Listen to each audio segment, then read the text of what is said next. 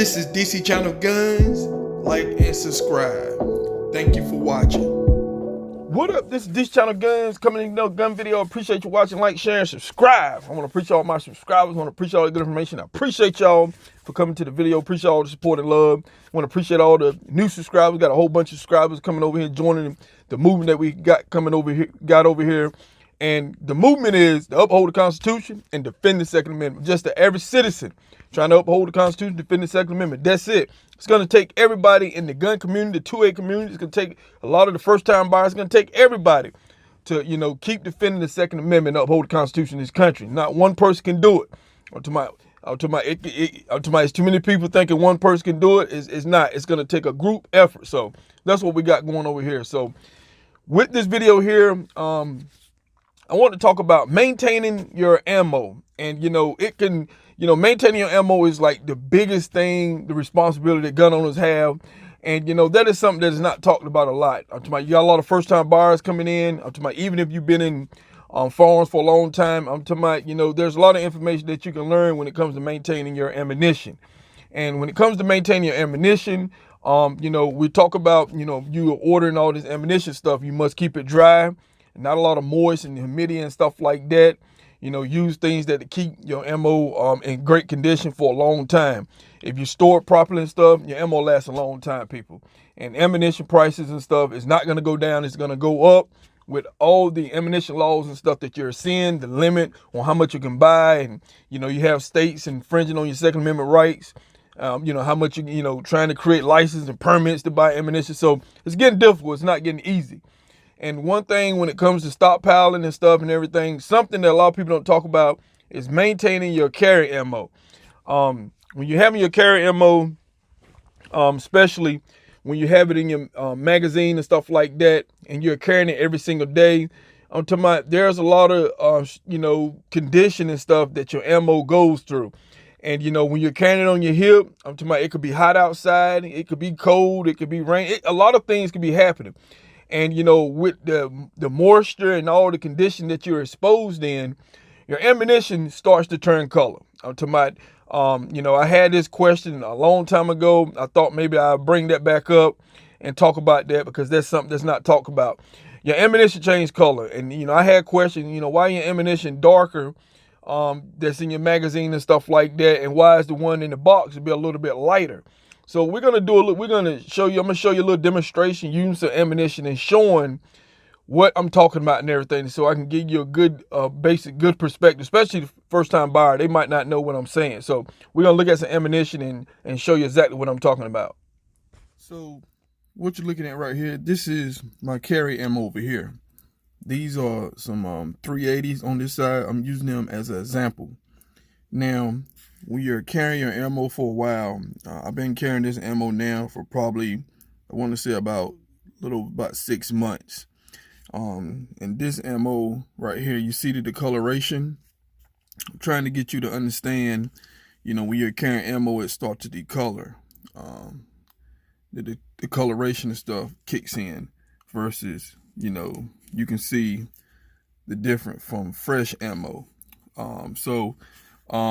What I want you to understand is that when your ammo start to turn or whatever, I usually rotate my ammo probably about a little after 6 months or so, and put some fresh ammo in. I have been longer than that with carry ammo.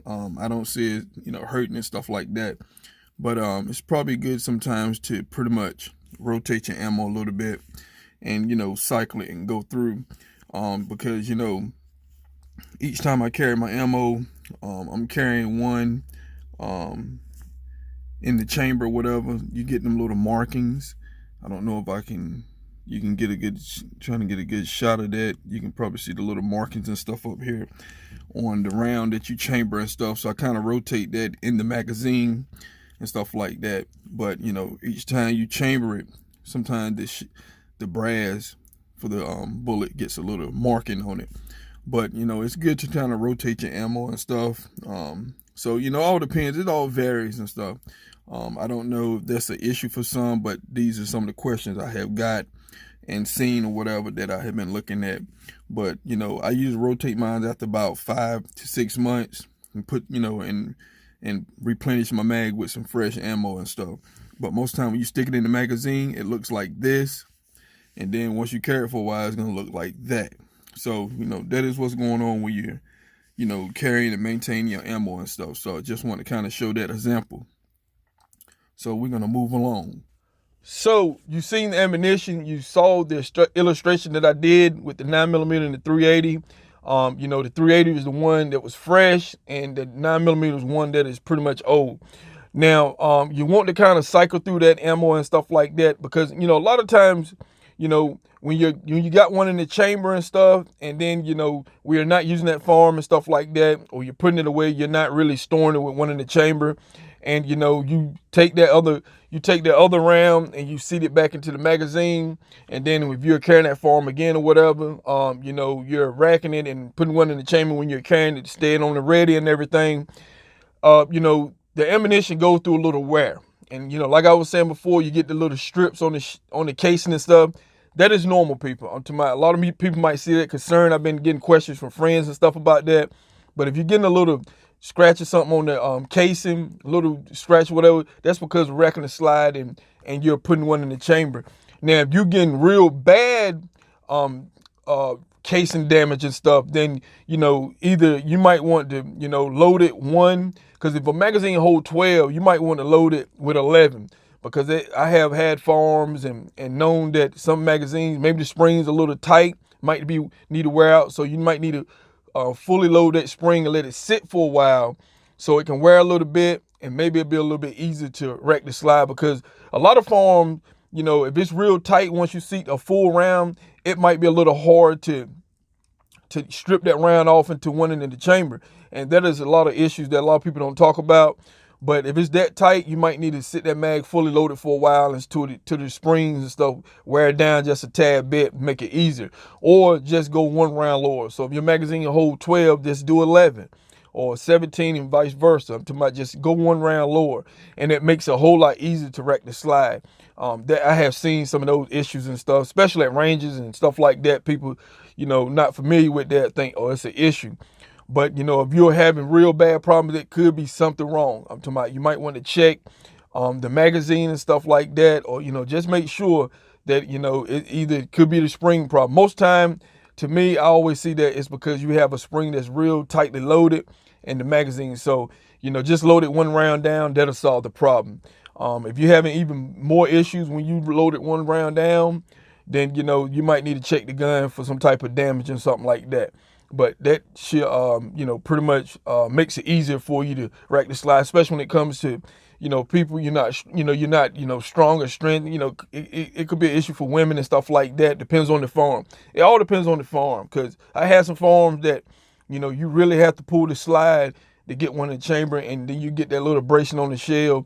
But if you're getting some real bad damage, you might want to check the farm for some internal damage and stuff like that. But, it's very important to maintain your carry ammo and stuff like that, kind of rotate through it.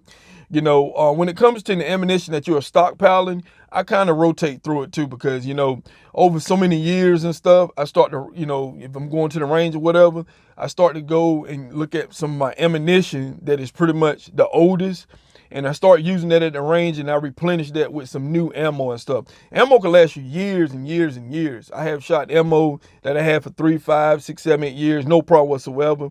But, it kind of good to, rotate your ammo a little bit. Now, another question some people might be thinking about, I see people, they use gloves and stuff to load their magazines and stuff up and stuff like that, so they won't get, I guess, grease or something like that on the ammunition and stuff like that. Prints, I don't know, but, because of the moisture stuff on your hands, ammunition turn colors and stuff like that.